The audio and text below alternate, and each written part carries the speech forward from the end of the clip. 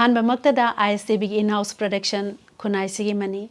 Tharumsu miyeng tabiriba khudingmapu nimla hodon mataram noksabaga loinana khurumjari. Ngasigi ekhoigi episode asida unajagadoribasi mingoina panjarabada Phanjoubam Laibi Andro Khunjai Lekai Digini aduga President Amma haibadi All Andro Mahila Mandal Association gi President gi phampai biribi Madam ga unajagadori Madam bu ahanbamaktada taram noksage. Aisu tabu thagasari ISTV na sitala aga tawbibagi damaktasu harawa phongdoksari.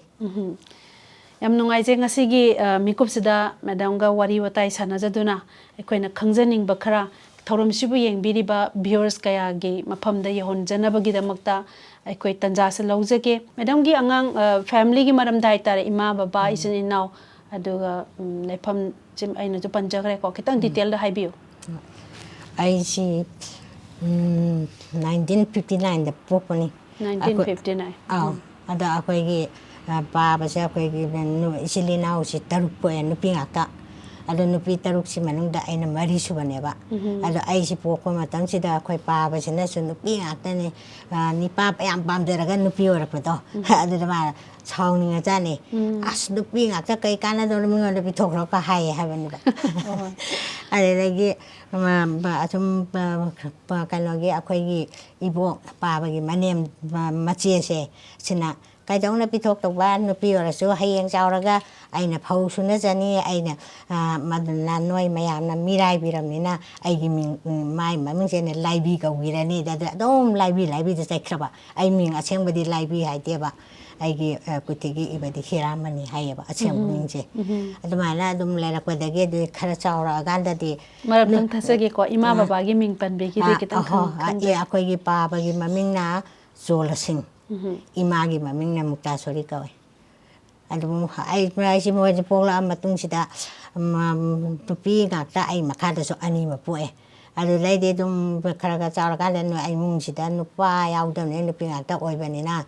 ni ai si nipa gi simpa mayam batore aba yam sati san chemba chatpa adilagi iskun chalu halaga nung dawairam dana san diba chatpa san chemba sina san lawini na khungang de lebenina san mayam ama lai aduda san chemba chi nupa laitamnina ibungduna thabak chakraganda san cheleng haida koigi san khara punsanaraga mi khanaraga tawbado adu chapininga laitara aina da chale adegi inga ingengi phau thaba lau lokpa matamse sanje thadokpa yadamnina adegi lokpa loikragandana sanje adum sendabi thadoeba ada thadokpa matamduda nungdawai iskun chuti tharaganchida santibi ningal tamena aina labu kana jingmanjing sandiba chaleba sumaina nipa saraga sum kochan sanaraga sumai tor lele etut kharaga sum lairik tamakpadagi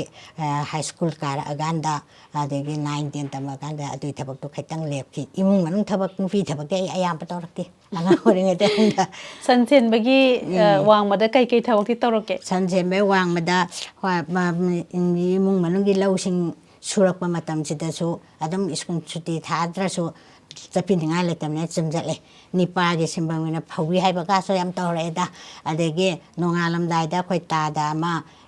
akhoi iban thona pokpa moisu kari marai bakhiba masan machi amaga masal amaga mohai ani khakta lehobase moina piinga de iban thoga imabo ka sibeda khoi pabani yoeba adi yokpedo mana dum lauda chakranga lau yera kansida phauga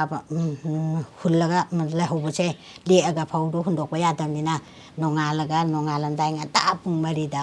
nipa macha lauba nupa jam thameba aduga chaga changari tonga phau lau ka chale thabak se adumana nipa gi simpamda yamba tawre yumgi phausu chengsu adegi singmai singchokpadi iche khara leibeduna adum tawkidana ayamba tawrakti ima pabagi income jidi kai oi angang sing cha yok na bahut na bada ima paba karim phau tawte phau lau ubachina longmi oiraga leiba ko koi gi chumi longmi haibase koina documentic respect to hum thokpa dung ba simpamni aduga koi gi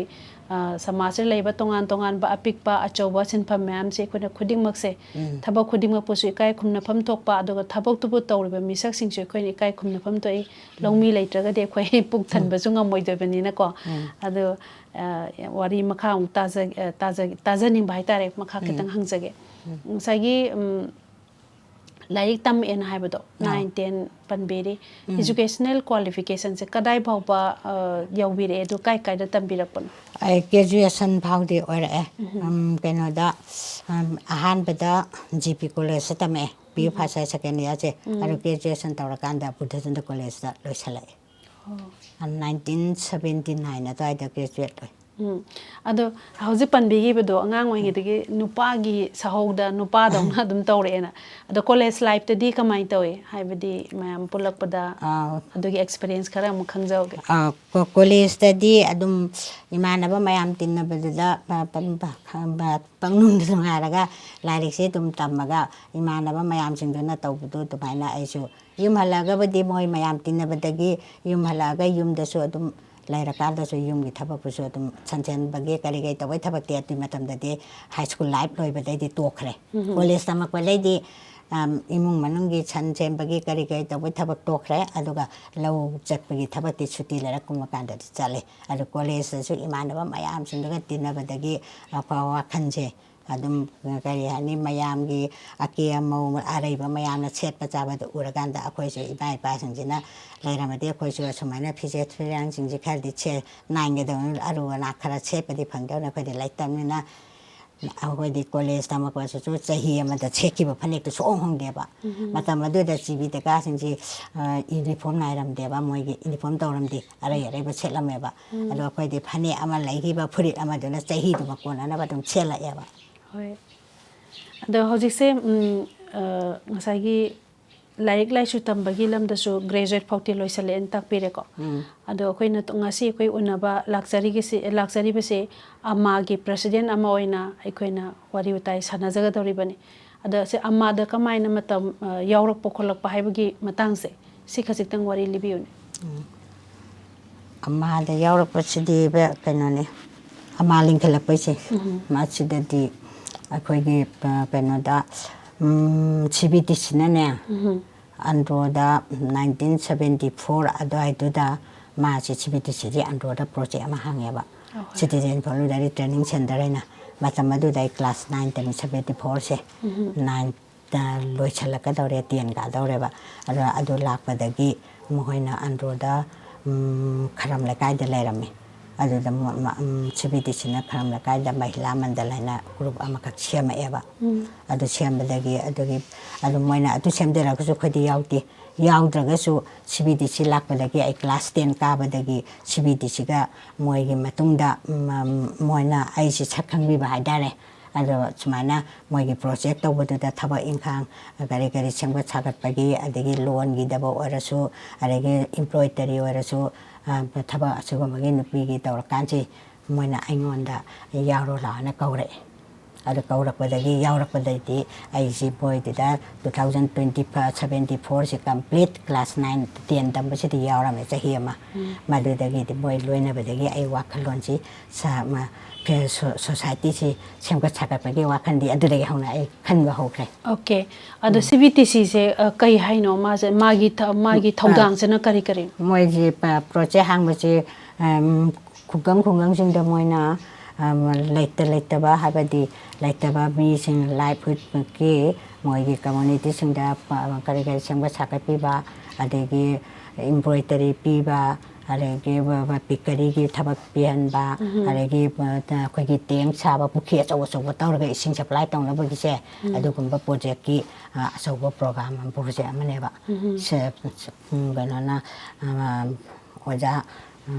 Surendra Kumar माना पाइखलमनेबा अंड्रोदा project से चाउना हांगमे सही 13 तरह निपानी मोइ लेरमेबा अंड्रोसिदा अदो आइना graduation तब्बल लोरगा लाकपा कांदसु मोइ लेरमेबा ओ अदुदि हजिसे ओजा सुरेंद्र कुमार ने CBTC सिगी मखादा लमदम से लेरिबा मी मैम सेल हेल्प खोइगी एम्प्लॉयमेंट को इसा थबक सुजबा मई लमजिंग मखादा तौबनेबा मसिदा मैडम लाइबिना सरुक यारो मतमदा अदुदगी पोलप वखल से कई नेबा अमतंग सुगाइना अमका ताकपिरो अदु यारोबदगी पोइना सेमगा छागलिबा मयामदो अदगी उरुबदगी आइसु आइना हयेंग लारिक क्लासु तंबा लोरगांदा सेमगा छागतपगी मयामगी डेवलपमेंट प्रोग्राम से थबक से तौके हाबगी वाखलोल अमदि आइसु चंगखि हाबा इमंदा ꯑꯗꯣ ꯈꯣꯡꯊꯥꯡ ꯑꯃꯅꯦꯕꯀꯣ ꯋꯥꯈꯜꯗ ꯑꯋꯣꯟꯕ ꯄꯨꯔꯛꯄꯒꯤ ꯈꯣꯡꯊꯥꯡ ꯑꯃꯅꯦꯕ CBTCꯗ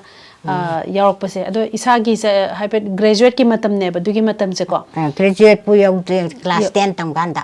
ꯀ꯭ꯂꯥꯁ 10ꯒꯤ ꯃꯇꯝꯁꯤꯗ ꯌꯥꯝꯅ ꯑꯉꯥꯡ ꯑꯣꯏꯅ ꯑꯗꯨꯝ ꯋꯥꯈꯜꯁꯦ ꯑꯑꯣꯟꯕ ꯑꯃꯗꯤ ꯂꯥꯛꯏꯅꯦꯕ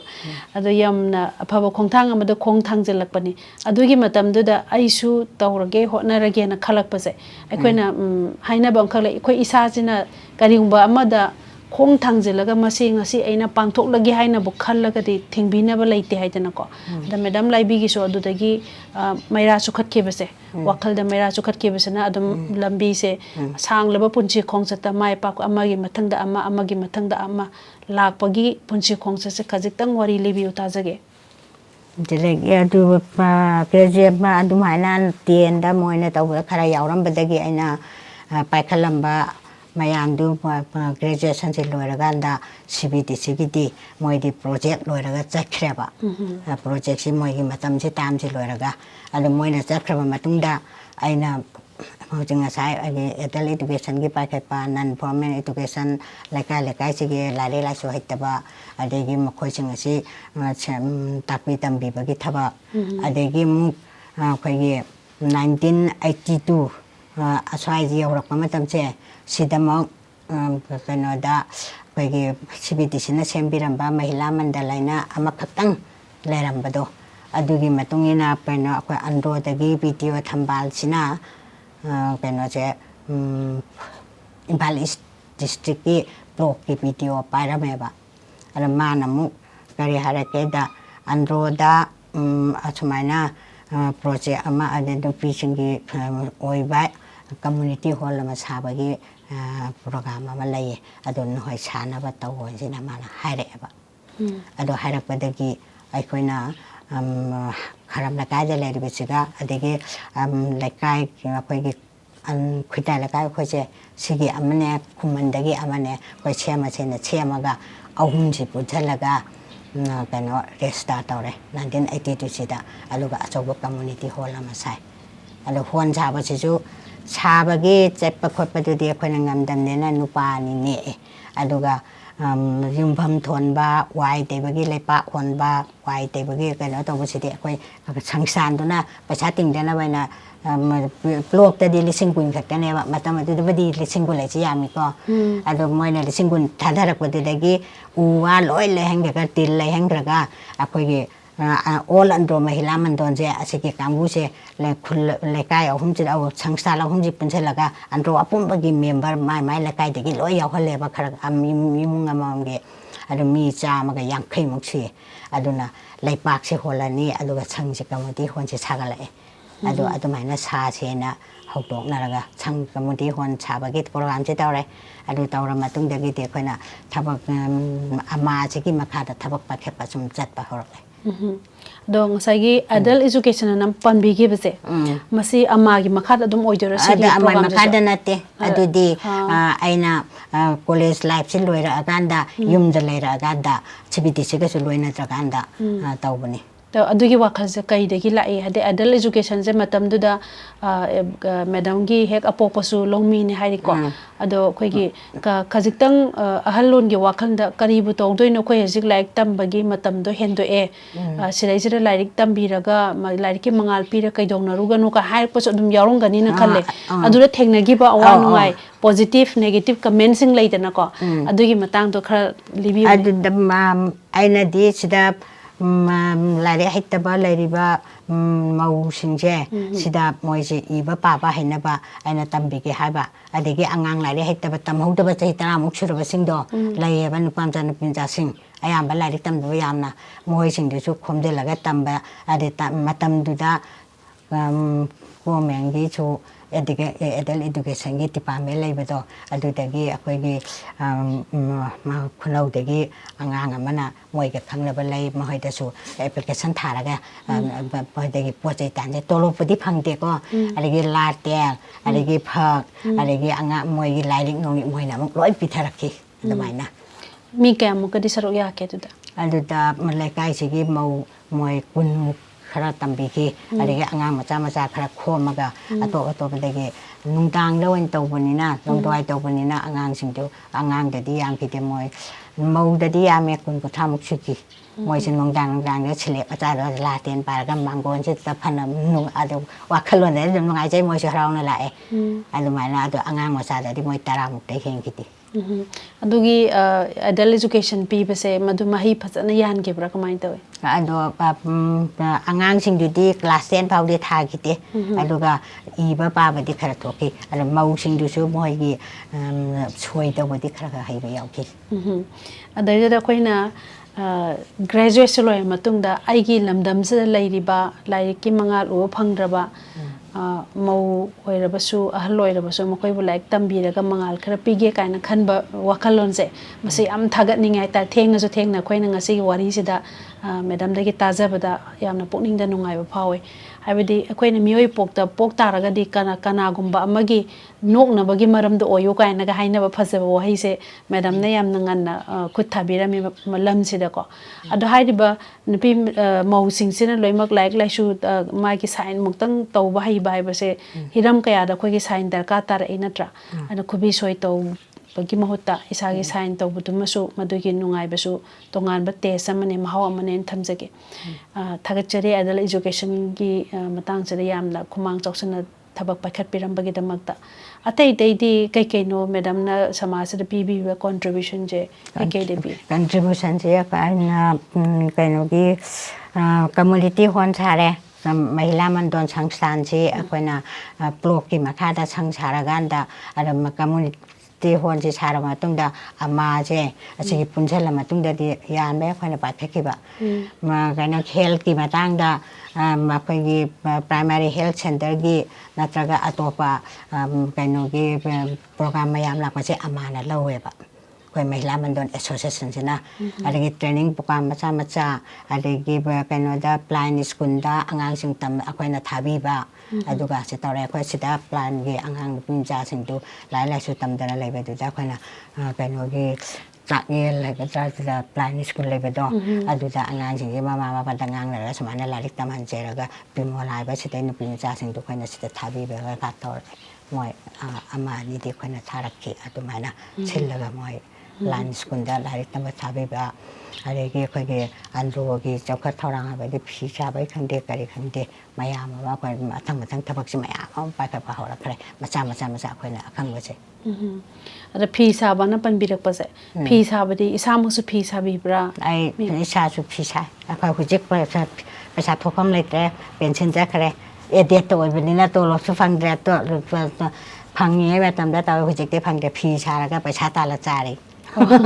angang jingi khara awan la pa tawduga ado mamang da koina na oi da phi sabase kari phi makal gadi sabire adu mayek thopi yamna di charakte muka phi charae akhoi ma si til loirame muka gi kaprangi adu mana til loire adu langdu akhoi na yon thokte mahung do khane jingjeraga akhoi gi muka phane muka phi se khoi chara chesara khoi leiti tumaina अदगी अतै ममन लायाम रानी फी करके बदि छादेदा अद लैरुम फी कुंबा हुजिकसु तावेल छारे आई ओ यम फै अदो खोइना फी सा भाई बसे अखोइगी इरमदा मणिपुर ददि मांगलम चतगी हौना थाइनिगी मतम ददि लोहोंगबा मतम दा नुपी अमदा iyong kon mahap taragadi yong mahapagat taragadi nupi se yamna imungduda yam maramuk na horakpa mama pan haibe milakpa adugi mami su tayena phongdok ne aduga yong amada khoina meitegi oijabe inat ko oijabe phiron kya ma saraga yom puna bada su aso ma teng ju oijaba ko ala madam na su takpi de madam gi matang da personal life ta kitang kut thajage ala madam Laibi se ka te yom pan ba pan da bagi matang se kachitang thambiu ai yum pandi yum ne si isagi ache yum entar aina address se palako matam da ngasai kachitang isagi yum oi za la na pukning da phaujaba ko ada yum pan da se waro bidan hai tare ko dum nupi moina leita ga di ekoi ge dum yum pan ba se mama pa singi mangla ne isana yum pan laga mafam chana yum lep chara tamgi ba ko mama ohen ge bai base ado sai yum pan gi de bagi maram se karino adu ketang khangjage ꯌꯨꯝ ꯄꯥꯟꯗꯕꯒꯤ ꯃꯔꯝꯁꯤ ꯃꯔꯨꯑꯣꯏꯅ ꯍꯥꯏꯔꯒ ꯑꯩꯈꯣꯏꯒꯤ ꯑꯩꯅ ꯊꯕꯛ ꯏꯪꯈꯥꯡꯁꯤꯁꯨ ꯁꯨꯝ ꯀꯣꯏꯆꯦꯟ ꯆꯦꯟꯕꯁꯤꯗ ꯌꯨꯝ ꯄꯥꯟꯕꯒꯤ ꯋꯥꯈꯜꯁꯤꯁꯨ ꯁꯨꯛꯈꯟ ꯈꯜꯂꯨꯗꯕ ꯑꯗꯨꯏ ꯃꯅꯨꯡꯗ ꯑꯃꯨꯛ 이붕나 타는바 이붕주 거기 이바수 양가는 가이나 그래 이붕주 양가는 가이나기 막 거기 마찬 니판 타는메바 이붕지나 누파 누파 아홉 누피 마리 따레 라가니 누피 다마리 아마 누파 아홉 마마 아로 타는 것이 삐쩍삐쩍나 누파 과기 한지수 마나 천천천하고 과자히 따라 hundoy taragi mathakki yorga tara mari mangaga harakana ma khaktani khara chawhorisi nupi ahanduga ani dudane ba khara chawhorisi to angang singsi laik laisu tamakpa ado mama pa so angang singsu nauna kaina kiba de angang singsi laik laisu tamakadauba ado paisa thokpadi ambaw letaba paisa thokpa letragasu masagi guideline bibina base moida adu tawraga phai adu tawraga laik tu adu tamaga phai adu haibagi lamjing bina base asi imungsida leitaba adu dasu aina angangsing sidadi chemgi ni je atu su khalle adegi kaino su mayamgi thabak interest da yumbai ba wakanje su kan khaludi aduna dum yum pan ba dudi pandrasu yana khangre bako ada ibungi macha sing sem chumi akoina pa khoi achauba ipak te hi mo hon tar gadi matu himai sumba nau nan thokitana ba honna ba himai sumba se ama thoktai aduna angang singgi wakhan dusu akoina yamna laksan hai tare ko makoi gi punchi gi himai sumbi ba adugi da mutta ka thokpagi wakal ma sum hedam da laibiri thagachari ada mathang da mu laksage ko kari kari de khoi gi andro mai kai sida chakho tawrang awon ba lakpa matam da madam ka adult education hairo aduga self help koi employee oina thabang gang subda hairo tongan tongan ba kari kari de khut thabi kan thari se kana sida akogi self help group se all androgi oiba akoi self help group ama seme 1920 ga 2009 adwaida Manipurda akogi helung cluster na kanogi Ministry of Textile helungi do adugi makhada moi department da India gi oina Manipurda thadara ko se helung cluster gi asigi sida akogi basigi pausi haipetang akogi taraga masi kano sina aiga khangnaba yamna luna tinarapa imanaba ama ari tombira sena makogi ama layaba moisina yo lae ima kano abana hoigi ando sida noi ba kano helung class ragi ama hangche noi yaga try aina yani aidi matu khalleramne phisa bai thabak sidi ando da chimpam lete nupi singji yu khara thonga chenda lambi khakta oi atopa chenda lambi lete aduna masigi chimpam sidagi atopa chenda lambi ama phisa loncha dani khangde kari dane khangde ma dugum baba purak banga magadi haba aina kari da phanga kari honaraga machi gi thabak si tawngam gadage wakhan che khalle ringaida noina masi lakpa che yam nungaire ado chemji ai chemge na haire moida adu adi ima chele group chemoi chele aduna andro apum base awal andro gi wana lekai amam da chele group amam chemeba aina lekai kuding makiji tausi hairaga adigi amam che loi chemale adigi mi traunga saraga lekai kuima pangi chele group cheme member sami muksiyaba achi punjala ganda akona akogi all andro gi self help group lekai khuting maktagi self help group loi cheme aluga members ti pire ge aluga khogi asigi selection phangna na chin hoina karab hona bi wan tombira chana hona bi bedagi o manipur gi han bala pa chahi do akhoi phangeba helung kar sa se adudagi phisabi mayam che chale wakse lai huji adegi kano gi langyon bagi yanti por ka hangle adugi thabak tu pai khalatana huji adugi sutaw adugi sutaw hojiki do lekai kumapan ge ko lekai kumaba andro apum bagi lekai khuningi thukle andro sida lekai kumapan leba hujiti lekai chawrak padagi hendokna basu khaidongna basu yawne khara hela matam de kuimapal member samri aduna makoina tawriba andro mai kaira sakhot khongthang ama moina saruk yari se kari thawdi tawe moi phisabagi thabak tawe phisabasi khoina adagi chendang chilawrani ꯑꯗꯣ ꯁꯦꯟꯊꯪꯗꯤ ꯂꯧꯕꯗꯗꯤ ꯋꯥꯛꯁꯦꯠ ꯁꯥꯕ ꯀꯣꯟ ꯄꯤꯕ ꯀꯣꯟ ꯄꯤꯔꯛꯄ ꯀꯔꯤ ꯀꯔꯤꯗꯨꯗ ꯇꯧꯔꯦ ꯑꯗꯒꯤ ꯁꯦꯜ help group 18ꯗꯣ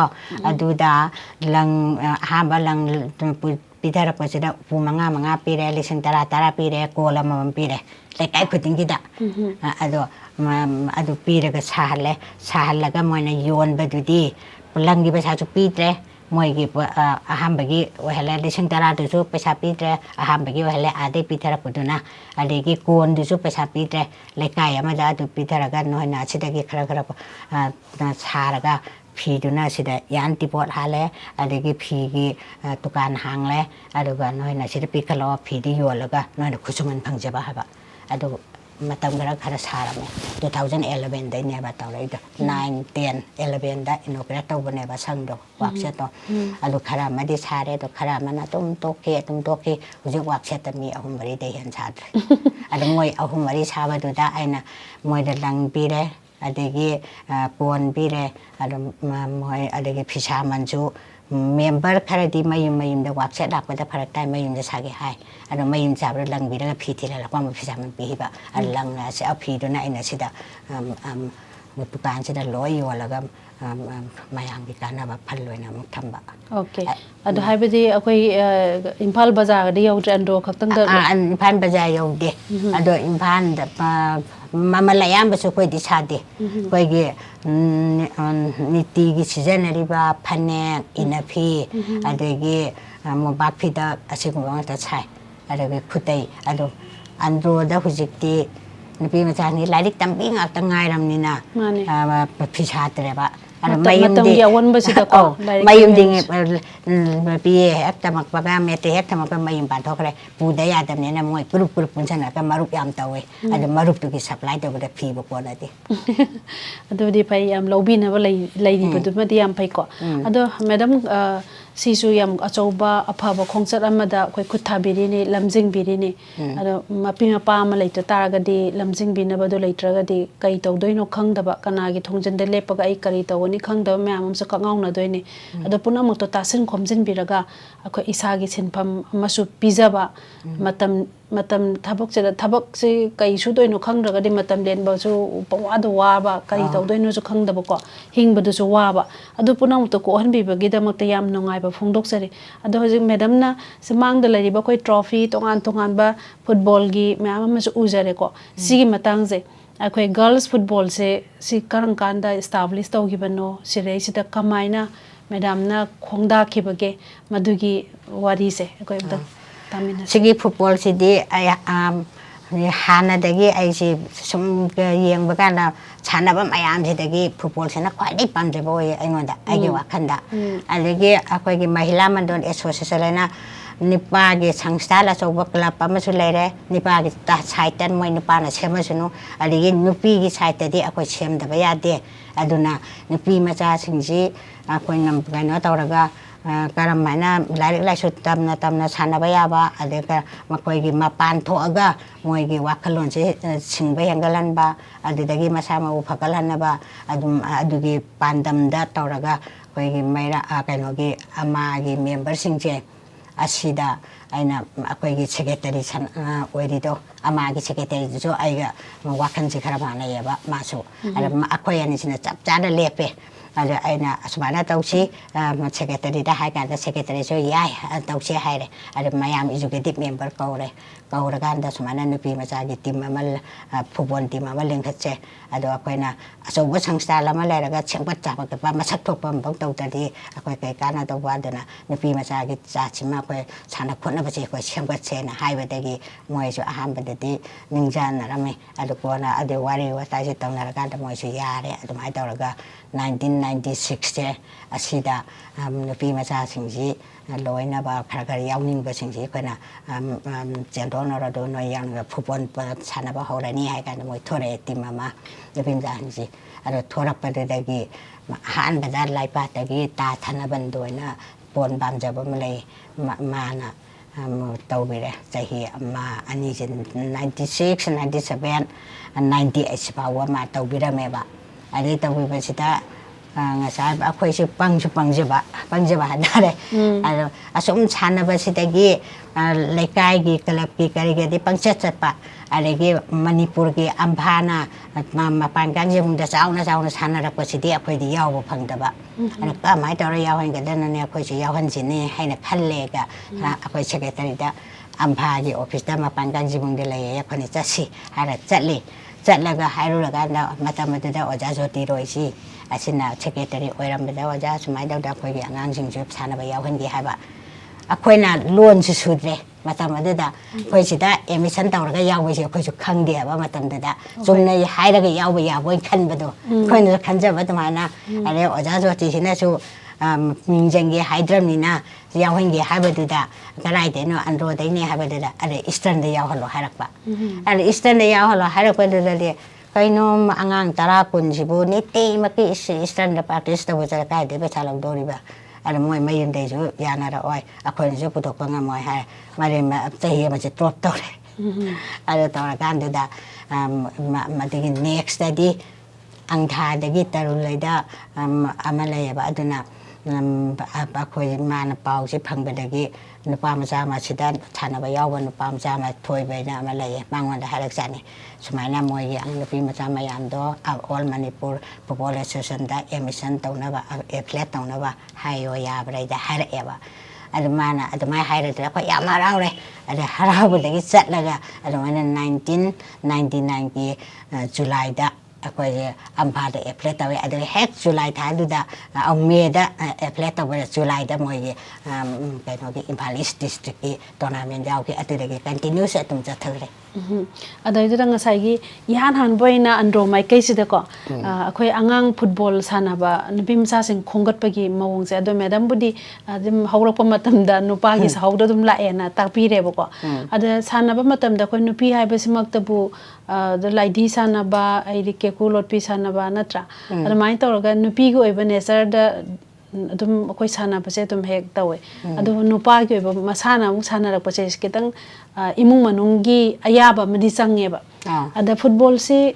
tasengna worldwide oina tasengna phauna na bai isa se itkrasanuna harau ya bira ko parents su yaurong gani ya da basu yaung ni adui matang thengna ki ba awa ba haitare ko moi da convince da ba counseling pi ba leidana ko kari di tawgi tang hai pi ado ayambana masana yaraga tholapa adegi masana pa ma thora aga mama mapana yada ba gi toki bisu yaudaba dina te yawe ado kana mayun da chalaga hai kuidriba masu lalik tang hisunu to sana ba changang si yam phaba adula handagi hogolak banatana hoji phawa yauri haba handa anganga ma toki bisu sana ba di yam pai masana di pamjaba angang sing dina mama mapana metric ta di thai hinu class 10 thara ma tungda yawhangi haira eba angang na yaraga mama na yarakta buda kana moi da knowledge bigi chekala mama mapana tumai haira eba ada haira kanda khona hai kaino ba chana ba lalik tu angang oringa dagi tamdraga di ahalora kanda tamaga la pi me thangam gadra angang oringa dagi pi inga dagi chana ba yaura aga hayeng 9 10 tamaga anda di ma phau ki torine class 10 tamba mina world cup yauri adegi ane international gi national gi chatpa yauri adu 10 tama loira kanda pon yaura raga di karama ma tamda ba chana ba yaw phang dauriba haiba adubo class 10 sita di thado aga yawn adum yawhalage ta hara yawnda basu yawe ba adum aina adigi mayumda put laininga letaba mama mapana di yawhaning ba put laininga ba thala ta da put toninga ta thorak ta ba ka su yawe ba adu bumdo khoi marak ta tum khoi samaga mama mapasna adu de put laitabe ora ba di thara khoi leira ki haraga thara ko su yawe sumaina tawe masana withdraw tawja bane ba ngasai financial weak point to na ko aduni achouba aina struggle am leirangani haina khanjaba haibdi ayamba low hingol suraga leiba akhoi ayam manipur haibis mokto lawmina lawmi gi sinpham sena yamba mafamni dana ko adugi manungdara cheng miru ama kem to ba matamda noi cheng ke ji manga puro haibadi harau purakane ba ji akhoi gi tawrise lupa cham jani khairo di paisa leite pirakti hairagani ba aro lawmi nga kanena law banena mayimda de chana ba chahi mai chana ba cheng do hapane na phau changbai ta pirakpati kai chuwa de ba lupa cham jani di pirakpati laiten pirakti hoi adugi problem si atam thengne adugi marak tu da nupi masa mayam organize tawraga football si ꯃꯈꯣꯏꯕꯨ ꯈꯨꯖꯦꯡ ꯄꯥꯜꯂꯣꯏꯅꯕꯤꯗꯨꯅ ꯍꯥꯏꯇꯥꯔꯦꯀꯣ ꯄꯨꯈꯠꯄꯤꯔꯛꯏꯅꯦ ꯑꯗꯨꯒꯤ ꯃꯅꯨꯡꯁꯤꯗ ꯃꯦꯗꯥꯝꯅ football ꯁꯥꯟꯅꯕ ꯄꯥꯝꯖꯔꯤꯕ ꯅꯨꯄꯤ ꯃꯆꯥꯁꯤꯡꯒꯤꯗꯃꯛꯇ ꯃꯈꯣꯏꯒꯤ ꯃꯔꯛꯇ ꯇꯤꯜꯂꯒ ꯂꯝꯖꯤꯡ ꯂꯝꯇꯥꯛꯄꯤꯕ ꯃꯌꯥꯝꯁꯤꯗ ꯀꯔꯤ ꯀꯔꯤ ꯊꯧꯒꯥꯏꯅ ꯄꯨꯕꯤꯔꯤꯁꯦ ꯑꯗꯨꯒ ꯃꯁꯤꯅ ꯃꯔꯝ ꯑꯣꯏꯔꯀꯥꯟꯗ ꯐꯪꯉꯛꯏꯕ ꯇ꯭ꯔꯣꯐꯤꯁꯤꯡꯁꯤꯒꯤ ꯃꯔꯝꯗ ꯍꯥꯏꯇꯥꯔꯦ ꯋꯥꯔꯤꯁꯦ ꯈꯤꯇ ꯂꯤꯕꯤꯌꯨ ꯁꯤꯗ ꯃꯈꯣꯏ ꯂꯤꯡꯈꯠꯄꯕꯨꯗꯤ ꯑꯃ FC ꯍꯥꯏꯖꯕꯩ ꯋꯥꯅꯤ ꯑꯗꯨꯒ ꯃꯦꯝꯕꯔ ꯃꯌꯥꯝꯗꯨꯗꯤ ꯃꯌꯨꯝ ꯃꯀꯩ ꯄꯥꯟꯕꯅꯤꯅ ꯃꯆꯥ ꯃꯁꯨ ꯁꯦꯝꯕꯒꯤ ꯅꯣꯡꯃꯇ ꯍꯟꯅ ꯌꯦꯡꯉꯕ ꯅꯠꯇꯦ ꯍꯟꯅ ꯌꯦꯡꯗꯕ ꯍꯥꯏꯔꯤꯁꯦ ꯑꯉꯥꯡꯁꯤꯡꯁꯤ ꯀꯔꯤ ꯆꯥꯔꯤ ꯀꯔꯤ ꯇꯧꯔꯤ ꯍꯥꯏꯕꯁꯦ ꯃꯣꯏꯅ ꯂꯥꯛꯑꯒ ꯌꯦꯡꯕ ꯁꯪꯗꯦ ꯑꯗꯒꯤ ꯑꯍꯥꯟꯕ ꯍꯧꯔꯛꯄꯁꯤꯡꯗꯗꯤ ꯑꯩꯒꯤ ꯌꯨꯝ ꯇꯂꯥꯏ ꯃꯊꯛꯁꯤꯗ ꯑꯉꯥꯡ ꯀꯨꯟꯃꯨꯛꯁꯤ ꯀꯦꯝ ꯊꯥ ꯑꯃꯃꯝ ꯇꯧꯋꯦ ꯑꯗꯣ ꯑꯗꯨꯏ ꯃꯇꯝꯗꯗꯤ ꯑꯩꯈꯣꯏꯅ ꯆꯥꯛ ꯏꯁꯤꯡꯁꯤ ꯊꯣꯡꯕꯤꯔꯒ ꯃꯣꯏꯅ ꯑꯌꯨꯛꯇ ꯅꯨꯡꯗꯥꯡꯋꯥꯏꯗ ꯄ꯭ꯔꯥꯛꯇꯤꯁ ꯆꯠꯄꯁꯦ ꯑꯩꯈꯣꯏꯅ ꯇꯧꯋꯦ ꯑꯗꯣ ꯅꯨꯡꯗꯥꯡꯁꯤꯡꯁꯤꯁꯨ ꯑꯗꯨꯝ ꯃꯣꯏꯗ ꯂꯥꯛꯑꯒ ꯃꯣꯏꯒ ꯄꯨꯟꯅ ꯊꯣꯡꯉꯒ ꯆꯥꯏ ꯍꯥꯏꯕ ꯑꯗꯨꯒꯤ ꯄ꯭ꯔꯣꯕ꯭ꯂꯦꯝꯁꯤꯡꯗꯣ ꯑꯗꯨꯝ ꯊꯦꯡꯅꯔꯛꯑꯦ ꯑꯗꯒꯤ ꯃꯣꯏꯗ ꯃꯃꯥ ꯃꯄꯥꯁꯤꯡꯗꯁꯨ ꯀꯌꯥ ꯂꯩꯇꯦ ꯑꯗꯨꯒ ꯑꯩꯈꯣꯏꯒꯤ ꯑꯃꯒꯤ ꯒ꯭ꯔꯨꯞꯁꯤꯗꯁꯨ ꯁꯦꯀ꯭ꯔꯦꯇꯔꯤꯒ ꯑꯩꯒ ꯑꯌꯥꯝꯕ ꯇꯧꯋꯦ ꯑꯇꯩꯗꯤ ꯑꯃꯠꯇ ꯊꯣꯏꯅ ꯂꯥꯛꯇꯦ ꯄꯩꯁꯥꯒꯤ ꯃꯇꯥꯡꯗ ꯋꯥꯔꯛꯑꯀꯥꯟꯗ ꯑꯩꯈꯣꯏꯅ ꯄꯤꯕ ꯉꯝꯃꯛꯇ꯭ꯔꯕ ꯀꯩꯅꯣ ꯇꯧꯔꯀꯥꯟꯗ ꯌꯥꯝꯅ ꯄꯟꯖꯥꯎ ꯂꯥꯛꯑꯀꯥꯟꯗ ꯄꯩꯁꯥꯁꯤ ꯌꯥꯝꯅ 10,10 ꯑꯃ 10 ꯑꯃ ꯆꯪꯅꯤ ꯍꯥꯏꯔꯀꯥꯟꯗ ꯏꯖꯨꯀꯦꯇꯤꯞ ꯇꯧꯔꯒ ꯁꯨꯃꯥꯏꯅ ꯄꯩꯁꯥꯁꯤ ꯈꯔ ꯋꯥꯠꯂꯦ ꯑꯗꯨ ꯀꯃꯥꯏꯅ ꯇꯧꯁꯤꯕ ꯍꯥꯏꯔꯀꯥꯟꯗ ꯑꯩꯈꯣꯏꯅ ꯃꯗꯨ ꯈꯟꯅꯔꯒ ꯄꯩꯁꯥꯗꯨ ꯂꯩꯇꯕꯅꯤꯅ ꯆꯦꯔꯤꯇꯤ ꯁꯣ ꯇꯧꯏ ꯑꯗꯒꯤ ꯍꯥꯎꯁꯤ ꯇꯧꯏ ꯑꯁꯨꯃꯥꯏꯅ ꯇꯧꯔꯒ ꯄꯩꯁꯥꯁꯤ ꯑꯗꯨꯝ ꯆꯠꯂꯦ ꯑꯗꯒꯤ ꯑꯩꯒꯤ ꯏꯌꯥꯅꯤꯄꯥ ꯑꯃ ꯈ꯭ꯋꯥꯏꯒꯤ ꯑꯍꯟꯁꯦ 마주 부원 양반제 아들 마나 제히 딸에 이반지 마나 우라 내노 떠오라가 딱 비벼줘 마나 딱 비라미 아대기 마두기 제레티기 가리기 쟁 거기서 마나 첫번 양 떠오라미 아도 아대기 세계다리기만 나오는 봐서도 좀 떠오 아대 마둥다기디 아무 이슈니 봐 막하람라 가이들라이바 산하도 맨날 마서 그래서 왜 그래 마나 제히 머리 망아마 뭐이 아홉 마리시나 풀 사본 하다래 뭐서 배사제 그것이 야 와나 떠보니나 뭐이나 배사 러비다나 ꯑꯗꯨꯝ ꯀꯣꯔ ꯑꯉꯥꯡꯁꯤꯡ ꯇꯥꯛꯄꯤꯔꯝꯕꯗꯨꯅ ꯅꯦꯁꯅꯦꯜ ꯁꯥꯟꯅꯕ ꯌꯥꯎꯔꯛꯄ ꯑꯗꯩ ꯏꯟꯇꯔꯅꯦꯁꯅꯦꯜ ꯃꯣꯏ 2-3 ꯆꯠꯂꯨꯕ ꯑꯗꯩ ꯑꯉꯥꯡ ꯃꯌꯥꯝꯒꯤ ꯁꯥꯟꯅꯕꯒꯤ ꯇꯧꯕꯁꯤ ꯆꯍꯤ 10, 20ꯃꯨꯛ ꯁꯨꯔꯛꯄꯁꯦ ꯃꯣꯏ ꯆꯍꯤ 10ꯃꯨꯛꯇꯤ ꯃꯣꯏ ꯑꯩ ꯏꯌꯥꯅꯤꯄꯥꯁꯤꯅ ꯆꯍꯤ 9 ꯑꯃ ꯃꯥꯅ ꯄꯨꯔꯥ ꯇꯧꯕꯤꯔꯝꯂꯦ ꯑꯗꯒꯤ ꯁꯦꯀ꯭ꯔꯦꯇꯔꯤ ꯃꯅꯥꯎꯅꯨꯄꯥꯁꯤꯅ ꯆꯍꯤ 1-2 ꯄꯨꯔꯝꯃꯦ ꯑꯗꯒꯤ ꯃꯥꯁꯨ ꯅꯨꯄꯤ ꯊꯤꯔꯛꯑꯒ ꯆꯠꯈ꯭ꯔꯦ ꯑꯗꯩ ꯏꯁꯨ ꯅꯤꯄꯥꯁꯤꯅ ꯆꯍꯤ 5ꯃꯨꯛ ꯃꯃꯥꯅ ꯐ꯭ꯔꯤꯗꯅꯤ ꯃꯣꯏ ꯄꯩꯁꯥ ꯑꯃꯐꯥꯎ ꯄꯤꯕ ꯅꯠꯇꯦ ꯑꯗꯨꯅꯁꯨ ꯑꯩꯈꯣꯏꯅ ꯍꯥꯏꯔꯤꯕ ꯃꯦꯗꯥꯝꯅ ꯄꯟꯕꯤꯔꯤꯕꯁꯤꯡꯁꯦ ꯃꯃꯤꯡ ꯃꯌꯥꯝ ꯄꯟꯕꯤꯈ꯭ꯔꯦꯀꯣ ꯐ꯭ꯔꯤꯗ ꯃꯌꯥꯝꯒꯤ ꯁꯥꯔꯚꯤꯁꯁꯦ ꯌꯥꯝꯅ ꯄꯤꯕꯤꯔꯝꯕ ꯍꯥꯏꯇꯥꯔꯦ ꯃꯣꯏ ꯄꯨꯝꯅꯃꯛ ꯉꯁꯤ ISTVꯒꯤ ꯈꯨꯟꯅꯥꯏꯁꯤꯒꯤ ꯃꯅꯤꯒꯤ ꯊꯧꯔꯝꯁꯤꯗ ꯑꯩꯈꯣꯏꯅ ISTV ꯇꯤꯝꯗꯒꯤ ꯍꯥꯏꯇꯥꯔꯦ ꯊꯥꯒꯠꯄ ꯐꯣꯡꯗꯣꯛꯆꯒꯦ ꯑꯗꯣ ꯁꯤ ꯇ꯭ꯔꯣꯐꯤꯁꯤꯡꯁꯦ ꯐꯪꯅꯕ ꯍꯣꯠꯅꯕꯗ ꯀꯔꯤ ꯀꯔꯤ ꯂꯝꯒꯗꯤ ꯑꯉꯥꯡꯁꯤꯡꯁꯦ ꯐꯨꯠꯕꯣꯜ ꯅꯨꯄꯤ ꯃꯆꯥꯁꯤꯡꯁꯦ ꯄꯨꯔꯒ ꯄ꯭ꯂꯦꯌꯔꯁꯤꯡꯁꯦ ꯄꯨꯔꯒ ꯆꯠꯄꯤꯔꯨꯔꯦ ꯍꯣꯏ ꯃꯅꯤꯄꯨꯔꯒꯤꯕꯨꯗꯤ ꯇꯤꯝ ꯈꯨꯗꯤꯡꯃꯛꯇ ꯂꯣꯏ ꯊꯦꯡꯅꯔꯦ ꯑꯗꯨꯒ ꯆꯠꯂꯨꯔꯤꯁꯤ ꯑꯩꯈꯣꯏꯅ ꯑꯩꯈꯣꯏꯒꯤ ꯇꯤꯝ ꯈꯛꯇꯅꯗꯤ ꯅꯠꯇꯕ ꯃꯅꯤꯄꯨꯔꯒꯤ ꯑꯣꯏꯅ ꯃꯄꯥꯟ ꯂꯝꯗ ꯅꯦꯁꯅꯦꯜꯒꯤ ꯁꯥꯟꯅꯕꯁꯦ ꯑꯟꯗꯔ 14ꯒꯤ ꯑꯟꯗꯔ 17ꯒꯤ ꯑꯩꯈꯣꯏ ꯑꯉꯥꯡꯁꯤꯡꯁꯦ ꯁꯦꯂꯦꯛꯁꯟ ꯐꯪꯉꯒ ꯃꯅꯤꯄꯨꯔꯒꯤ ꯇꯤꯝ ꯑꯣꯏꯅ ꯆꯠꯄ ꯌꯥꯎꯏ ꯑꯗꯨꯗ ꯑꯗꯒꯤ ꯑꯁꯤꯒꯤ ꯇ꯭ꯔꯣꯐꯤ ꯃꯌꯥꯝꯁꯤꯅ ꯑꯩꯈꯣꯏꯒꯤ ꯁ꯭ꯇꯦꯠꯀꯤ ꯗꯤꯁꯇ꯭ꯔꯤꯛꯀꯤ ꯁꯥꯟꯅꯔꯀꯥꯟꯗ ꯋꯤꯟꯅꯔ ꯑꯣꯏꯕ ꯔꯟꯅꯔ ꯑꯣꯏꯕꯗ ꯐꯪꯕꯅꯤ ꯁꯤꯅ ꯑꯗ ꯃꯄꯥꯟ ꯂꯝ ꯆꯠꯄ ꯑꯃꯨꯛꯅ ꯗꯤꯜꯂꯤꯗ ꯁꯥꯟꯅꯕ ꯃꯣꯏꯒꯤ ꯑꯗꯨꯁꯨ ꯆꯠꯂꯨꯔꯦ ꯑꯉꯥꯡꯁꯤꯡꯁꯤ ꯑꯗꯨꯅ ꯑꯩꯈꯣꯏꯒꯤ ꯇꯤꯝ ꯉꯥꯛꯇ ꯆꯠꯂꯦ ꯑꯗꯨꯗꯤ ꯑꯝꯐꯥꯟꯗ ꯁꯤꯟꯕ ꯅꯠꯇꯕꯤꯗ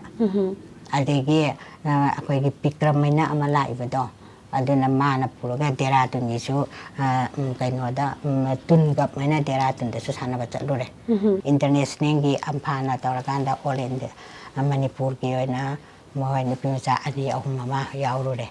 ꯑꯗ ꯅꯦꯁꯅꯦꯜꯒꯤꯕꯨꯗꯤ ꯑꯉꯥꯡ ꯍꯧꯖꯤꯛ ꯂꯩꯔꯤꯕ ꯑꯉꯥꯡꯁꯤꯡ ꯍꯟꯗꯛꯀꯤꯁꯤ ꯅꯠꯇꯕ ꯃꯃꯥꯡꯗ ꯌꯥꯎꯔꯤꯕꯗꯨ ꯑꯗꯣ ꯍꯟꯗꯛꯀꯤ ꯍꯧꯖꯤꯛ ꯇꯝꯃꯤꯁꯤꯅ ꯑꯅꯧꯕ ꯉꯥꯛꯇꯅꯤ ꯍꯥꯀꯨꯝꯗꯒꯤ ꯊꯣꯛꯄ ꯑꯗ ꯑꯃ ꯅꯨꯄꯤ ꯃꯆꯥ ꯑꯃ ꯑꯩꯈꯣꯏꯒꯤ ꯑꯟꯗꯔ 17ꯒꯤꯗ ꯋꯥꯔꯜ ꯀꯞꯀꯤꯗ ꯁꯦꯂꯦꯛꯁꯟ ꯌꯥꯎꯔꯨꯔꯕꯅꯤ ꯀꯣꯔꯣꯅꯥ ꯇꯧꯕꯗꯒꯤ ꯆꯍꯤ ꯍꯦꯜꯂꯛꯇꯅ ꯃꯊꯪꯗ ꯃꯣꯏ ꯆꯍꯤ 19 ꯆꯪꯕꯗꯒꯤ ꯇꯣꯛꯍꯧꯔꯦ ꯑꯗꯨꯒ ꯑꯇꯣꯞꯄ ꯈꯟꯈ꯭ꯔꯦ ꯃꯥꯏꯁꯨ ꯂꯥꯏꯕꯛ ꯊꯤꯕ ꯑꯩꯈꯣꯏꯁꯨ ꯂꯥꯏꯕꯛ ꯊꯤꯕ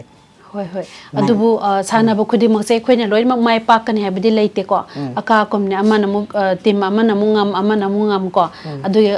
ꯉꯁꯥꯏꯒꯤ ꯑꯌꯥꯝꯕꯅ ꯃꯥꯏ ꯄꯥꯛꯂꯦ ꯍꯥꯏꯕꯁꯤꯗꯤ ꯃꯥꯡꯗ ꯂꯩꯔꯤꯕ ꯇ꯭ꯔꯣꯐꯤꯁꯤꯡꯁꯤꯅ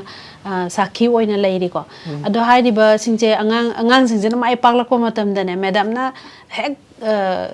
ꯀꯩ ꯍꯥꯏꯇꯥꯔꯦ ꯐꯨꯠꯕꯣꯜ ꯄꯥꯝꯖꯔꯒ ꯑꯉꯥꯡꯁꯤꯡꯒꯤꯗꯃꯛꯇ ꯋꯦꯜ ꯋꯤꯁꯔ ꯑꯃ ꯑꯣꯏꯅ ꯃꯣꯏꯒꯤꯗꯃꯛꯇ ꯌꯥꯏꯐꯅꯕꯗ ꯈꯟꯕ ꯃꯤꯁꯛ ꯑꯃ ꯑꯣꯏꯅ ꯃꯥꯏ ꯄꯥꯛꯂꯛꯄꯒꯤ ꯃꯤꯀꯨꯞꯁꯦ ꯁꯤꯗ ꯃꯦꯗꯥꯝꯒꯤ ꯄꯨꯛꯅꯤꯡꯗ ꯐꯥꯎꯕ ꯅꯨꯡꯉꯥꯏꯕꯗꯣ ꯈꯤꯇꯪ ꯇꯥꯖꯒꯦꯅꯦ ꯃꯣꯏꯁꯤ ꯃꯥꯏ ꯄꯥꯛꯅ ꯂꯥꯛꯑꯒꯗꯤ ꯃꯃꯥ ꯃꯄꯥꯅ ꯍꯔꯥꯎꯕꯗꯒꯤ ꯑꯩꯈꯣꯏꯅ ꯍꯦꯟꯅ ꯑꯃꯨꯛ ꯍꯔꯥꯎꯔꯝꯒꯅꯤ ꯈꯜꯂꯤ ꯑꯩꯈꯣꯏꯅ ꯁꯦꯝꯖꯔꯒ ꯃꯣꯏꯅ ꯃꯥꯏ ꯄꯥꯛꯑꯒ ꯍꯜꯂꯛꯄꯁꯤꯗꯤ ꯀꯩ ꯍꯥꯏꯅꯤ ꯍꯥꯏꯅꯤꯡꯉꯥꯏ ꯂꯩꯇꯦꯕ ꯑꯩꯈꯣꯏ ꯅꯨꯡꯉꯥꯏꯕ ꯄꯣꯔ ꯂꯥꯛꯑꯦꯔꯗꯤ ꯁꯥꯎꯔꯤꯗꯦ ꯅꯣꯏ ꯀꯩꯗꯧ ꯂꯩꯕ ꯃꯤꯅ ꯉꯝꯍꯟꯕꯗ ꯆꯩꯕ ꯆꯩꯕꯤꯔꯤꯅꯤ ꯃꯥꯏ ꯄꯥꯛ ꯂꯥꯛꯑꯀꯥꯟꯗꯗꯤ ꯑꯩꯈꯣꯏ ꯌꯥꯝ ꯍꯔꯥꯎꯋꯦꯕ ꯑꯗꯩ ꯃꯣꯏꯅ ꯃꯥꯏ ꯄꯥꯛ ꯂꯥꯛꯄꯁꯦ ꯑꯩꯈꯣꯏꯒꯤ ꯏꯁꯣꯔ ꯑꯐꯕꯅꯦ ꯑꯩꯈꯣꯏꯒꯤ ꯇꯧꯖꯔꯨꯕ ꯃꯍꯩ ꯌꯥꯟꯕꯅꯦ ꯍꯥꯏꯕꯒꯤ ꯋꯥꯈꯜꯂꯣꯟ ꯑꯃꯁꯨ ꯄꯣꯛꯆꯩꯕ ꯌꯥꯝ ꯅꯨꯡꯉꯥꯏ ꯑꯗꯣ ꯑꯩꯈꯣꯏ ꯂꯝꯁꯤꯗꯅꯦꯀꯣ ꯄꯩꯁꯥ ꯅꯨꯡꯁꯥꯒꯤ ꯑꯋꯥꯠꯄꯁꯨ ꯉꯁꯥꯏ ꯃꯌꯥꯝ ꯂꯩ ꯈꯣꯠꯂꯦꯅ ꯍꯥꯏꯗꯅꯀꯣ ꯑꯗꯣ ꯒꯚꯔꯟꯃꯦꯟꯇꯒꯗꯤ ꯀꯔꯤ ꯃꯇꯦꯡꯒꯗꯤ ꯅꯤꯔꯦ ꯃꯣꯏꯅꯗꯤ ꯀꯔꯤ ꯄꯤꯔꯛꯄꯒꯤ ꯀꯔꯤ ꯂꯩ ꯁꯤꯒꯤ ꯃꯇꯥꯡꯁꯦ ꯈꯤꯇꯪ ꯒꯣꯔꯃꯦꯟꯒꯤ ꯁꯥꯏꯠꯇꯗꯤ ꯑꯩꯈꯣꯏꯅꯁꯨ ꯀꯔꯤꯝ ꯅꯤꯗꯦ ꯑꯗꯨ ꯃꯣꯏꯅꯁꯨ ꯉꯁꯤ ꯁꯤꯀꯤ ꯑꯃꯐꯥꯎ ꯄꯤꯔꯛꯇꯦ ꯄꯩꯁꯥ ꯑꯃꯐꯥꯎ ꯄꯤꯔꯛꯇꯦ ꯑꯩꯈꯣꯏꯅꯁꯨ ꯅꯤꯗꯦ ꯍꯣꯏ ꯅꯤꯗ꯭ꯔꯕꯅꯤꯅ ꯃꯣꯏꯅꯁꯨ ꯈꯪꯗꯕꯁꯨ ꯑꯣꯏꯔꯝꯒꯅꯤꯀꯣ ꯍꯣꯏ ꯍꯥꯏꯕꯗꯤ ꯑꯩꯈꯣꯏꯒꯤ ꯃꯅꯤꯄꯨꯔ ꯏꯔꯝꯗꯝ ꯃꯅꯤꯄꯨꯔꯁꯦ ꯄꯤꯛꯑꯁꯨ ꯃꯥꯂꯦꯝꯒꯤ ꯃꯐꯝ ꯈꯨꯗꯤꯡꯃꯛꯇ ꯑꯩꯈꯣꯏꯁꯦ ꯃꯤꯡꯆꯠ ꯎꯔꯣꯡ ꯈꯤꯟꯕ ꯃꯐꯝ ꯆꯥꯎꯅ ꯀꯟꯕ ꯉꯝꯂꯤꯕꯁꯦ ꯑꯩꯈꯣꯏ ꯏꯁꯥꯒꯤ ꯑꯣꯏꯖꯔꯤꯕ ꯀꯜꯆꯔ ꯍꯥꯏꯗꯤ ꯑꯥꯔꯠ ꯐꯣꯝ ꯇꯣꯉꯥꯟ ꯇꯣꯉꯥꯟꯕ ꯀꯌꯥ ꯍꯥꯏꯗꯤ ꯁꯥꯟꯅ ꯈꯣꯠꯅꯕꯁꯤꯅꯁꯨ ꯑꯃꯅꯤ ꯑꯗꯨꯅ ꯃꯤ ꯄꯤꯛꯆ ꯇꯥꯔꯒꯁꯨ ꯑꯩꯈꯣꯏ ꯁꯥꯟꯅ ꯈꯣꯠꯅꯕ ꯀꯌꯥꯗ ꯁꯔꯨꯛ ꯌꯥꯔꯤꯕ ꯄ꯭ꯂꯦꯌꯔꯁꯤꯡꯁꯤꯅ ꯑꯆꯧꯕ ꯑꯦꯆꯤꯞꯃꯦꯟ ꯐꯪꯉꯛꯄ ꯉꯥꯛꯇꯅꯤꯀꯣ ꯑꯗꯣ ꯁꯤꯒꯤ ꯃꯌꯥꯝꯁꯤꯒꯤ ꯍꯥꯏꯇꯥꯔꯦ ꯐꯨꯠꯕꯣꯜ ꯑꯟꯗ꯭ꯔꯣ ꯃꯥꯏꯀꯩꯒꯤ ꯃꯦꯗꯥꯝꯅ ꯐꯨꯠꯕꯣꯜꯒꯤ ꯄ꯭ꯂꯦꯌꯔ ꯑꯣꯏꯔꯤꯕ ꯁꯥꯟꯅꯔꯣꯏꯁꯤꯡꯁꯤꯗ ꯑꯩꯈꯣꯏꯒꯤ ꯂꯝꯖꯤꯡ ꯂꯝꯇꯥꯛꯄꯤꯗꯅ ꯃꯌꯥꯝ ꯑꯃ ꯑꯩꯈꯣꯏ ꯈꯨꯃꯥꯡ ꯆꯥꯎꯁꯤꯟꯅꯕ ꯍꯣꯠꯅꯕ ꯑꯁꯤ ꯌꯥꯝꯅ ꯅꯨꯡꯉꯥꯏꯕ ꯐꯥꯎꯋꯦ ꯑꯗꯨꯝ ꯃꯦꯗꯥꯝꯒꯤ ꯃꯇꯥꯡꯗꯅꯦ ꯑꯩꯈꯣꯏꯒꯤ ꯗꯣꯀꯨꯃꯦꯟꯇꯔꯤ ꯐꯤꯂꯝ ꯑꯃꯈꯛ ꯅꯝꯕꯒꯤ ꯃꯁꯤꯒꯤ ꯀꯩꯅꯣꯝꯈꯛ ꯇꯥꯖꯈꯤ ꯃꯁꯤ ꯃꯇꯥꯡꯁꯤꯗꯤ ꯀꯔꯤꯅꯣ ꯑꯁꯤꯁꯨ ꯃꯤꯅ ꯀꯩꯅꯣꯗ ꯃꯅꯤꯄꯨꯔ ꯌꯨꯅꯤꯚꯔꯁꯤꯇꯤꯗ ꯑꯥꯔꯠ ꯑꯦꯟ ꯀꯜꯆꯔꯒꯤ ꯂꯦꯛꯆꯔ ꯑꯣꯏꯕ ꯃꯥꯁꯦ ꯑꯗꯨ ꯃꯥꯅ ꯈꯕꯔꯗ ꯊꯦꯡꯅꯩꯌꯦ ꯀꯅꯥꯅ ꯍꯥꯞꯄꯗ ꯊꯦꯡꯅꯕꯅോ ꯈꯪꯗꯦ ꯑꯗꯣ ꯃꯥꯅ ꯊꯦꯡꯅꯕꯗꯨꯗꯒꯤ ꯊꯤꯕ ꯂꯥꯛꯑꯦ ꯑꯩꯈꯣꯏꯗ ꯂꯥꯏꯕꯤ ꯐꯥꯟꯖꯧꯕꯝ ꯍꯥꯏꯁꯤꯒ ꯑꯁꯤꯗꯔ ꯍꯥꯏꯅ ꯑꯗꯨꯝ ꯂꯥꯛꯄꯗꯒꯤ ꯃꯥꯅ ꯋꯥꯔꯤ ꯋꯥꯇꯥꯏꯁꯤ ꯁꯥꯟꯅꯔꯦ ꯑꯗꯨ ꯃꯥꯅ ꯏꯆꯦ ꯑꯩ ꯗꯣꯀꯨꯃꯦꯟꯇꯔꯤ ꯐꯤꯂꯝ ꯑꯃ ꯏꯆꯦꯒꯤ ꯅꯝꯒꯦꯗ ꯈꯜꯂꯦ ꯑꯗꯨ ꯅꯝꯒꯦꯌꯦ ꯑꯩꯅ ꯀꯩꯗꯧꯅꯕ ꯍꯥꯏꯕ ꯑꯩꯒꯤ ꯗꯣꯀꯨꯃꯦꯟꯇꯔꯤ ꯐꯤꯂꯝ ꯅꯝꯕ ꯀꯔꯤ ꯀꯥꯟꯅꯅꯕ ꯍꯥꯏꯔꯒ ꯏꯆꯦ ꯅꯪ ꯍꯌꯦꯡ ꯁꯣꯏꯗꯅ ꯅꯪ ꯁꯦ ꯑꯦꯋꯥꯔꯗ ꯐꯪꯈ꯭ꯔ ꯐꯥꯁ ꯇꯥꯗꯧꯅꯤ ꯅꯪꯅ ꯑꯩ ꯅꯪꯒꯤ ꯋꯥꯔꯤ ꯇꯥꯔ ꯂꯥꯛꯑꯝꯅꯦ ꯍꯥꯏꯌꯦ ꯑꯗꯩ ꯃꯥꯅ ꯆꯍꯤ 1-2 ꯆꯪꯅ ꯑꯗꯨꯝ ꯁꯤꯗ ꯂꯥꯛꯑꯒ ꯀꯔꯥꯏꯗꯅ ꯄꯥꯛꯇꯁꯨ ꯄꯨꯔꯦ ꯁꯪꯗꯁꯨ ꯄꯨꯔꯦ ꯑꯩꯒꯤ ꯆꯤꯡꯗ ꯏꯪꯈꯣꯜ ꯑꯃ ꯂꯩꯕꯗꯁꯨ ꯄꯨꯔꯦ ꯄꯪꯀꯥꯞꯇ ꯀꯥꯞꯃꯦ ꯄꯪꯂꯥꯛꯇ ꯂꯥꯛꯑꯦ ꯑꯗꯨꯒ ꯑꯗꯒꯤ ꯍꯀꯨꯝꯁꯤ ꯀꯋꯥꯗ ꯗꯣꯀꯨꯃꯦꯟꯇꯔꯤ ꯐꯤꯂꯝꯁꯦ ꯀꯋꯥꯗ ꯐꯣꯡꯅꯤ ꯑꯣꯜ ꯏꯟꯗꯤꯌꯥꯒꯤ ꯑꯣꯏꯅ ꯑꯩꯁꯦ ꯆꯠꯁꯦꯗ ꯀꯧꯔꯛꯑꯦ ꯑꯗꯩ ꯆꯠꯂꯦ ꯃꯇꯨꯡ ꯏꯜꯂꯒ ꯆꯠꯂꯨꯔꯀꯥꯟꯗꯨꯗ ꯑꯗꯨ ꯐꯣꯡꯉꯒ ꯑꯣꯜ ꯏꯟꯗꯤꯌꯥꯒꯤ ꯑꯣꯏꯅ ꯑꯩꯈꯣꯏꯒꯤ ꯑꯟꯗ꯭ꯔꯣ ꯇꯤꯝꯁꯤꯅ ꯐꯥꯔꯁ ꯇꯥꯔꯛꯏ ꯑꯁ ꯌꯥꯝ ꯅꯨꯡꯉꯥꯏꯕꯅꯤꯀꯣ ꯀꯪꯒ꯭ꯔꯦꯆꯨꯂꯦꯁꯟ ꯑꯗꯣ ꯄꯨꯝꯅꯃꯛꯁꯤꯒꯤ ꯀ꯭ꯔꯦꯗꯤꯠꯁꯦ ꯉꯁꯥꯏꯗꯒꯤ ꯇꯥꯖꯔꯛꯏꯕ ꯋꯥꯔꯤ ꯁꯤꯡꯕꯨꯜ ꯍꯥꯏꯇꯥꯔꯦ ꯃꯌꯥꯝꯁꯤꯒꯤ ꯀ꯭ꯔꯦꯗꯤꯠꯁꯦ ꯀꯅꯥꯗꯗꯤ ꯄꯤꯕꯤꯅꯤꯡꯉꯤ ꯀ꯭ꯔꯦꯗꯤꯠꯁꯤ ꯀꯩꯅꯣꯅ ꯑꯩꯅ ꯁꯝꯅ ꯍꯥꯏꯔꯒ ꯑꯩꯈꯣꯏ ꯏꯃꯥ ꯏꯄꯥꯁꯨ ꯄꯤꯅꯤꯡꯉꯤ ꯑꯗꯨꯕꯨ ꯈ꯭ꯋꯥꯏꯗꯒꯤ ꯁꯤꯒꯤ ꯃꯦꯟ ꯄꯣꯏꯟꯁꯦ ꯃꯌꯥꯝꯁꯤꯅ ꯇꯥꯔꯛꯏꯕꯁꯤꯗꯤ ꯕꯤꯀ꯭ꯔꯝ ꯍꯥꯏꯅ ꯑꯃ ꯌꯥꯎꯕꯗꯣ ꯑꯗꯨꯒ ꯃꯥꯅ 2015 ꯃꯥꯅ ꯂꯥꯛꯑꯒ ꯀ꯭ꯂꯕ ꯁꯪ ꯑꯃ ꯁꯥꯕꯤꯔꯦ ꯑꯗꯒꯤ ꯏꯪꯈꯣꯜ ꯑꯃ ꯂꯩꯕꯤꯔꯦ ꯑꯉꯥꯡꯁꯤꯡꯒꯤ ꯀꯤꯆꯟ ꯒꯥꯔꯗꯦꯟ ꯁꯦꯝꯅꯕꯒꯤ ꯑꯩꯈꯣꯏꯅ ꯑꯗꯨꯗ ꯀꯤꯆꯟ ꯒꯥꯔꯗꯦꯟ ꯃꯤꯉꯣꯟꯗꯒꯤ ꯁꯥꯜꯂꯒ ꯂꯐꯨꯔꯧꯒ ꯎꯔꯒ ꯂꯐꯨꯒ ꯊꯥꯔꯒ ꯑꯉꯥꯡꯁꯤꯡꯒꯤ ꯇꯧꯅꯕ ꯑꯗꯒꯤ ꯑꯗꯨ ꯁꯦꯟꯅꯕ ꯑꯩꯅ ꯂꯣꯏ ꯁꯦꯟꯅꯩ ꯑꯗꯩ ꯁꯨꯔꯛꯑꯀꯥꯟꯗ ꯏꯇꯣꯝ ꯉꯝꯗꯕꯅꯤꯅ ꯏꯖꯨꯀꯦꯇꯤꯞ ꯃꯦꯝꯕꯔ ꯃꯌꯥꯝꯁꯦ ꯊꯕꯛ ꯁꯨꯁꯤ ꯂꯥꯎ ꯂꯐꯨ ꯃꯈꯣꯡ ꯁꯦꯡꯁꯦ ꯂꯐꯨ ꯊꯥꯁꯦ ꯀꯧꯔꯒ ꯁꯨꯃꯤꯟꯅꯩ ꯑꯗ ꯉꯝꯗ꯭ꯔꯒꯅ ꯍꯦꯛ ꯅꯦꯛꯑꯦ ꯑꯗꯨꯒꯤ ꯑꯌꯥꯝꯕ ꯁꯦꯟꯅꯕꯗꯤ ꯆꯠꯄ ꯈꯣꯠꯄ ꯀꯩꯗꯧꯕꯗꯤ ꯑꯩꯅ ꯑꯌꯥꯝꯕ ꯇꯧꯋꯦ ꯑꯗꯨ ꯇꯧꯔꯦꯒ ꯇꯧꯔꯀꯥꯟꯗꯨꯗ ꯑꯗꯨ ꯕꯤꯀ꯭ꯔꯃꯁꯤꯗ ꯂꯥꯛꯑꯀꯥꯟꯁꯤꯗ ꯃꯥꯅ 2015 ꯂꯥꯛꯑꯦ ꯑꯗꯨꯒ ꯃꯥꯅ ꯏꯆꯦ ꯀ꯭ꯂꯕ ꯁꯪ ꯂꯩꯕ꯭ꯔꯥ ꯑꯩꯅ ꯂꯩꯇꯦ ꯍꯥꯏꯕ ꯂꯩꯇ꯭ꯔꯗꯤ ꯑꯃ ꯁꯥꯁꯦ ꯏꯪꯈꯣꯜꯁꯨ ꯂꯩꯇꯦ ꯍꯥꯏꯕ ꯑꯩꯅ ꯑꯩꯈꯣꯏꯒꯤ ꯏꯪꯈꯣꯜꯁꯨ ꯂꯩꯇꯦ ꯁꯪ ꯁꯥꯅꯕ ꯑꯗꯒꯤ ꯄꯩꯁꯥꯁꯨ ꯂꯩ ꯀꯥꯏꯗꯩ ꯄꯩꯁꯥ ꯕꯤꯀꯝ ꯍꯥꯏꯁꯦ ꯀꯗꯥꯏꯗꯒꯤꯅꯣ ꯃꯁꯥꯁꯦ ꯍꯧꯕꯝ ꯃꯔꯛꯇꯒꯤꯅꯦ ꯍꯧꯕꯝ ꯀꯔꯤ ꯑꯣꯏꯅ ꯁꯩꯇꯕꯇꯩꯗꯣ ꯑꯗꯨꯒꯤ ꯃꯆꯥꯅꯨꯄꯥꯅꯦ ꯃꯥꯁꯦ ꯗꯦꯜꯂꯤꯗꯒꯤ ꯄꯟꯖꯥꯕꯤ ꯅꯨꯄꯤ ꯂꯧꯔꯒ ꯃꯇꯣꯝꯗ ꯄꯣꯛꯄ ꯑꯗꯨꯒ ꯗꯦꯜꯂꯤꯗ ꯑꯗꯨꯝ ꯂꯩꯈ꯭ꯔꯕ ꯃꯃꯥ ꯃꯄꯥ ꯃꯅꯥꯛ ꯂꯥꯛꯇ꯭ꯔꯕ ꯑꯗꯣ ꯃꯥꯁꯤ ꯁꯥꯟꯅꯕꯒꯤ ꯁꯣꯀꯔ ꯐꯥꯎꯟꯗꯦꯁꯟꯒꯤ ꯄ꯭ꯔꯁꯤꯗꯦꯟꯁꯨ ꯑꯣꯏꯖꯥꯠꯅꯦꯕ ꯗꯦꯜꯂꯤꯗ ꯑꯗꯣ ꯃꯥꯅ ꯍꯦꯛ ꯊꯣꯛꯂꯛꯄꯗ ꯄꯥꯎꯁꯤ ꯇꯥꯕꯗ ꯃꯥꯁꯤ ꯑꯟꯗ꯭ꯔꯣꯗ ꯈꯛꯇꯥꯛ ꯂꯥꯛꯅꯤꯡꯈ꯭ꯔꯖꯥꯠꯅꯤ ꯃꯥꯅ ꯑꯩꯈꯣꯏꯒꯤ ꯑꯁꯤꯒꯤ ꯁꯪ ꯋꯥꯛꯁꯦꯠꯇꯨ ꯏꯅꯣꯒ꯭ꯔꯦꯠ ꯅꯨꯃꯤꯠꯇ ꯃꯥ ꯂꯥꯛꯑꯦ ꯑꯉꯥꯡꯁꯤꯡꯒ ꯑꯩꯈꯣꯏ ꯁꯥꯟꯅꯕ ꯑꯉꯥꯡ ꯈꯔꯒ ꯇꯧꯔꯒ ꯃꯥ ꯀꯩꯅꯣꯗ ꯇꯧꯕꯨꯡꯈꯣꯛꯇ ꯁꯥꯟꯅꯕ ꯅꯨꯄꯤ ꯃꯆा ꯈꯔ ꯆꯠꯂꯦꯕ ꯑꯗꯨ ꯆꯠꯄꯗ ꯊꯦꯡꯅꯕꯗꯒꯤ ꯃꯥꯅ ꯋꯥꯔꯤꯗꯣ ꯑꯉꯥꯡꯁꯤꯡꯗ ꯍꯪꯉꯖꯥꯠꯅꯤ ꯑꯗꯣ ꯑꯩꯁꯤ ꯑꯗꯨ ꯅꯨꯃꯤꯠꯇ ꯂꯥꯛꯄꯗꯒꯤ ꯐꯣꯟ ꯇꯧꯔꯦ ꯑꯩꯗꯤ ꯏꯅꯣꯒ꯭ꯔꯦꯠ ꯇꯧꯔꯦ ꯂꯥꯛꯄ ꯁꯪꯗꯦ ꯍꯌꯦꯡ ꯅꯣꯡꯃ ꯂꯥꯛꯑꯣ ꯎꯅꯁꯦ ꯍꯥꯏꯔꯦ ꯑꯩꯅ ꯑꯗꯣ ꯍꯥꯏꯒꯦ ꯑꯗꯣ ꯕꯤꯀ꯭ꯔꯝꯅ ꯁꯣꯝ ꯅꯥꯀꯟꯁꯤꯗ ꯗꯤꯕꯦꯂꯞ ꯃꯌꯥꯝ ꯇꯧꯔꯛꯄꯗꯒꯤ ꯄꯨꯛꯅꯤꯡꯁꯦ ꯏꯟꯁꯄꯥꯏꯔꯤꯡ ꯀꯣ ꯋꯥꯈꯜ ꯑꯃ ꯂꯥꯛꯇꯅ ꯇꯧꯔꯤꯅꯦꯕꯀꯣ ꯀ꯭ꯔꯦꯗꯤꯠꯁꯦ ꯃꯉꯣꯟꯗ ꯄꯤꯕꯤꯔꯦ ꯌꯥꯝ ꯅꯨꯡꯉꯥꯏꯔꯦ ꯑꯗꯣ ꯃꯥꯅ ꯂꯥꯛꯑꯒ ꯁꯪ ꯁꯥꯔꯀꯥꯟꯗ ꯑꯗꯒꯤ ꯃꯌꯥꯝꯁꯦ ꯇꯧꯔꯀꯥꯟꯁꯤꯗ ꯃꯥꯅ ꯈꯕꯔꯗ ꯀꯔꯤꯗ ꯈꯔ ꯍꯥꯞꯄꯦꯕ ꯑꯗꯨꯅ ꯇꯥꯕꯗꯒꯤ ꯂꯥꯛꯄ ꯑꯣꯏꯔꯝꯒꯅꯤꯅ ꯑꯗꯨꯅ ꯃꯥꯅ ꯃꯌꯥꯝꯗ ꯁꯟꯗꯣꯛꯏꯁꯤ ꯐꯥꯁꯇꯤ ꯃꯥꯅꯦ ꯈꯟꯅ ꯀ꯭ꯔꯦꯗꯤꯠꯁꯦ ꯕꯤꯀ꯭ꯔꯝꯗ ꯄꯤꯕꯤꯔꯦꯕꯀꯣ ꯌꯥꯝ ꯅꯨꯡꯉꯥꯏꯖꯔꯦ ꯑꯗꯣ ꯂꯣꯏꯁꯤꯜꯂꯛꯄꯁꯤꯗ ꯑꯩꯈꯣꯏꯒꯤ ꯌꯥꯝꯅ ꯅꯍꯥ ꯑꯣꯏꯔꯤꯕ ꯁꯥꯟꯅꯔꯣꯏꯁꯤꯡ ꯍꯥꯏꯇꯥꯔꯦꯀꯣ ꯐꯨꯠꯕꯣꯜꯒꯤ ꯂꯝꯁꯤꯗ ꯈꯣꯡ ꯊꯥꯡꯖꯅꯤꯡꯕ ꯃꯈꯣꯏꯁꯤꯡꯁꯤꯗ ꯀꯔꯤ ꯃꯦꯁꯦꯖꯇꯤ ꯄꯤꯕꯤꯅꯤꯡꯉꯤ